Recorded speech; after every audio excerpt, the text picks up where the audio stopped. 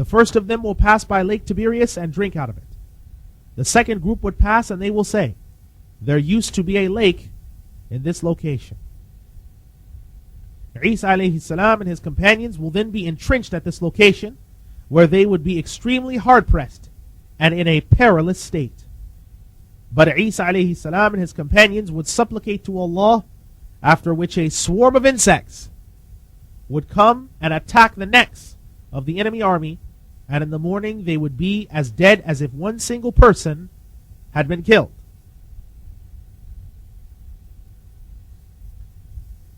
Then the Prophet of Allah, Isa alayhi salam, and his companions would come down to the lowlands of the earth, and they would not find in the land as much as a single handspan which is not filled with the stench and rotting corpses of Ya'juj and Ma'juj.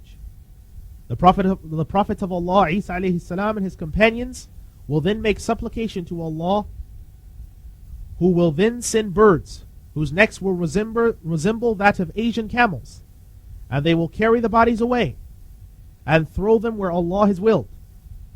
Then Allah will send rain which no sedentary house or house in the desert can keep out, and it will wash the land until it is as clean as a mirror.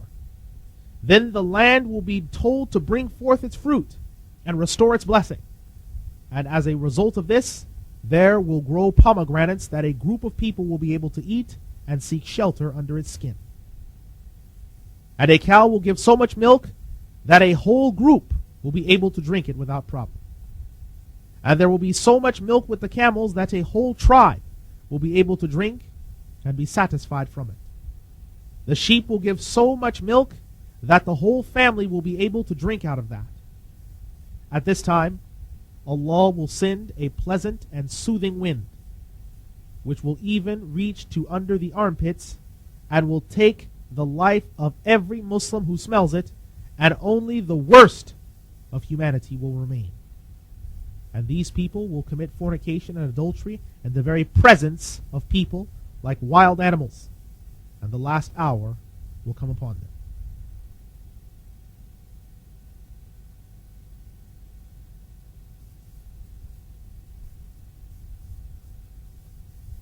This long hadith is taken from Sahih Muslim, Volume 4 of the English, Volume 4b, Hadith 2137, and in the Arabic, Volume 18, pages 60 to 72. What is significant about all of this is that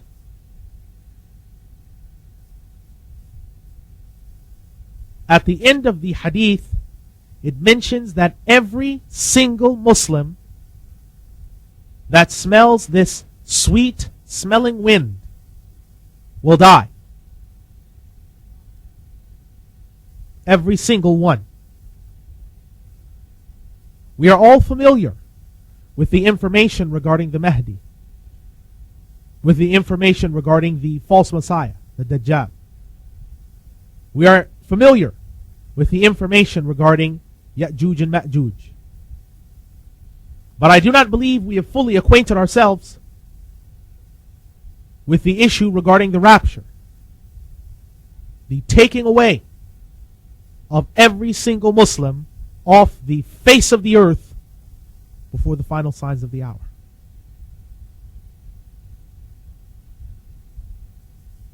This hadith has not just been mentioned once, but in numerous places.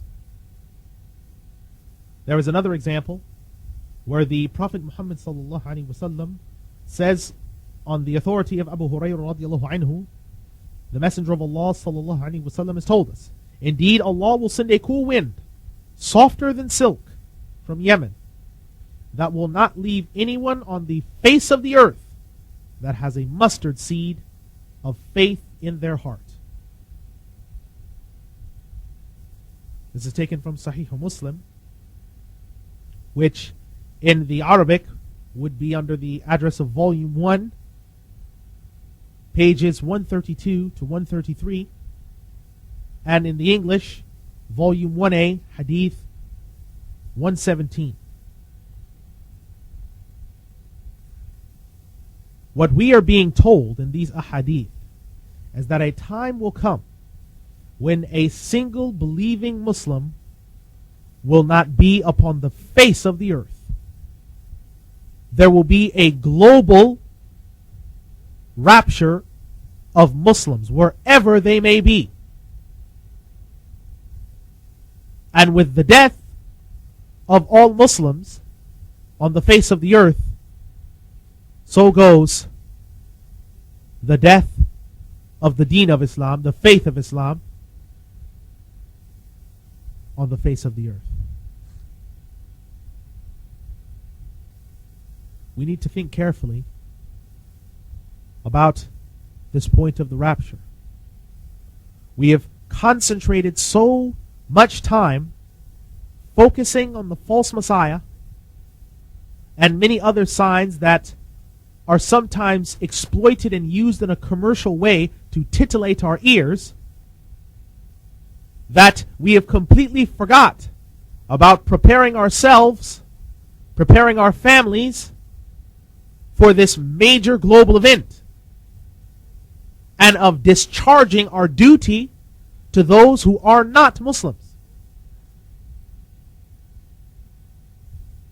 Interestingly enough, Muslims are not the only ones that believe in al-qabd, the rapture. Christians also believe in the rapture.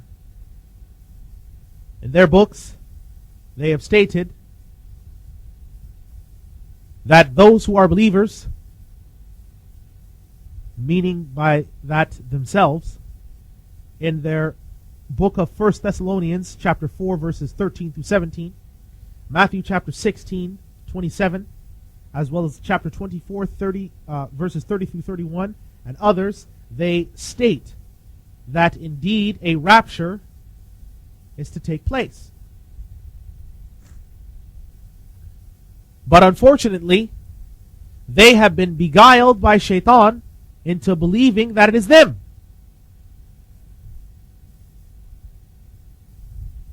What can we do about this? Before we can actually answer that question, we first have to further think about what exactly we've been given in the hadith, the long hadith that was quoted just a few moments ago. The statement in that hadith just a few moments ago is highly significant because of the chain of events that it mentions. The appearance of the false Messiah,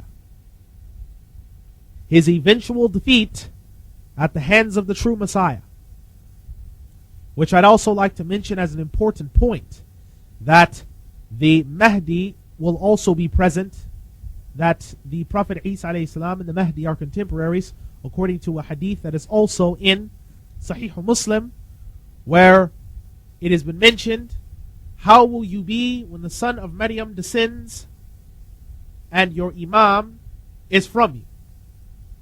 Meaning by that, the Mahdi. So the Mahdi will be a contemporary of the Prophet Isa alayhi salam. He will be a contemporary. And much of the other minor signs that we tend to hear a great deal about will have already taken place at this time period. Thus, the rapturing of Muslims off the face of the earth is the final straw before the major signs come in quick succession. In thinking about this, a lot of thoughts can cross a Muslim's mind. Panic, fear, as well as a sense of anger at the fact that they had not been told this information before and had it shared with them so that they could do something about it. So there may perhaps be some feelings of violation.